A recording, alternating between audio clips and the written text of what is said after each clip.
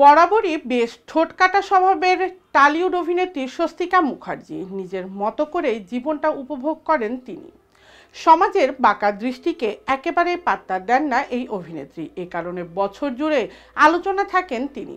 যে কোনো ইস্যুতেই কথা বলতে পিছপা হন না স্বস্তিকা। সিঙ্গেল মাদার হিসেবে স্বস্তিকা তার কন্যা অন্বেষাকে মানুষ করছেন। মেয়ের সঙ্গে বন্ধুত্বপূর্ণ সম্পর্ক তার পশ্চিমবঙ্গের জনপ্রিয় অভিনেত্রী স্বস্তিকা মুখার্জির। সে কারণে তার সঙ্গে যে কোনো কথা সাবলীলভাবে শেয়ার করেন এই অভিনেত্রী। কিছুদিন আগে মেয়ে অন্বেষার সুইমস্যুট পরে জলে সাঁতার কাটেন স্বস্তিকা। সেই ছবি প্রকাশ্যে আসার পর ফের নেটিজেনদের কটাক্ষের শিকার হন তিনি। এ নিয়ে সমালোচনার ঢেউ এখনো থামেনি। ভারতীয় একটি গণমাধ্যমে এসব নিয়ে কথা বলেছেন স্বস্তিকা। সমাজের চোখে স্বস্তিকা নাকি অপদার্থ মা। নিজেকে নিয়ে এমনই মন্তব্য করেন স্বস্তিকা। একজন মায়ের কি করা উচিত তা নিয়ে সমাজের নানা অলিখিত ফতুয়া রয়েছে। এসব তথ্য উল্লেখ করে স্বস্তিকা মুখার্জি বলেন, ভালো মায়ের চুল লম্বা হবে। ভালো মা মানে মদ সিগারেট খাবে না, হাত কাটা ব্লাউজ পরবে না। তারা হয়তো সাঁতার কাটতে গিয়ে সাঁতারের পোশাকও পরবে না। আমি জানি না তারা কি পরে। রাত পোশাকের ওপর গামছা নিয়ে তা আর সাঁতার কাটতে পারবে না। সমাজের বাধা নিষেধ স্বস্তিকার কাছে কোনো বারণ হয়ে দাঁড়ায়নি। স্বস্তিকার মা ও বাবা কোনোদিন তাকে বলেনি যে সমাজের এসব বারণ তাকে মেনে চলতে হবে। মেয়ের সঙ্গে স্বস্তিকারও সম্পর্ক তেমন। যে কোনো কথা তারা সাবলীলভাবে বলতে পারেন। এ বিষয়ে স্বস্তিকা বলেন, আমার মেয়ে জামা কেনার সময়ও আমাকে ছবি পাঠায়। আমি বলি এটা ভালো ওটা খারাপ। কখনো বলি এই জামাটা কেনা ঠিক আছে, কিন্তু ভারতে এই জামা পরে ঘুরে বেড়াতে পারবে না তুমি। শুধু মা কিভাবে দেখছেন তা নিয়ে সচেতন মেয়ে অন্বেষা। সমাজের বাকি লোক কি ভাবলো তা নিয়ে অন্বেষার মাথা ব্যথা নেই বললেও জানান স্বস্তিকা।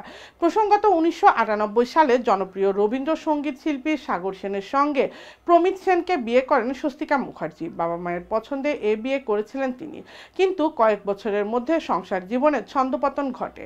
দুধের শিশু কোলে নিয়ে শ্বশুরবাড়ি ছেড়ে চলে আসেন স্বস্তিকা। তারপর সিঙ্গেল মাতার হিসেবে কন্যা অন্বেষাকে বড় করেন এই নায়িকা। মেয়ের এখন স্বস্তিকার বেস্ট ফ্রেন্ড।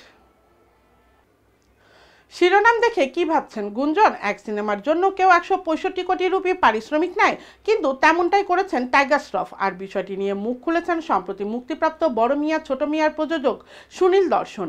এক সাক্ষাৎকারে তিনি বলেন, নায়কদের অতিমাত্রায় পারিশ্রমিক বেড়ে যাওয়া অনেক সময় প্রযোজকরা ক্ষতির মুখ দেখছে।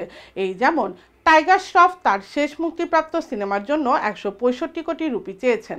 সুনীল আরও বলেন, এমন বহু নায়ক রয়েছে যাদের ঝুলিতে কোনো হিট ছবি নেই, আরও শত কোটি রুপি চান। এই অবস্থায় প্রযোজনা সংস্থার খুব চাপ। তবে শুধু টাইগার শ্রফ নয়, অক্ষরের পারিশ্রমিক শুনলেও অবাক হয়ে যায় সবাই। 1998 সালে বড় মিয়া ছোট মিয়া সিনেমাটি মুক্তি পেয়েছিল। ডেভিড ধাওয়ানের পরিচালনায় সে ছবিতে নাম ভূমিকায় অভিনয় করেছিলেন অমিতাভ বচ্চন ও গোবিন্দা। নায়িকা হিসাবে ছিলেন রবিনা ট্যান্ডন এবং রামিয়া কৃষ্ণ। সেই সিনেমার নাম ধরে মুক্তি পায় অক্ষয় ও টাইগারের বড় মিয়া ছোট মিয়া সিনেমা।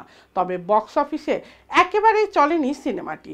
আর এই সিনেমার জন্যই 165 কোটি রুপি টাকা পারিশ্রমিক চান টাইগার। তবে শেষ পর্যন্ত কত টাকায় তিনি রাজি হন তা জানাননি প্রযোজক সুনীল দর্শন।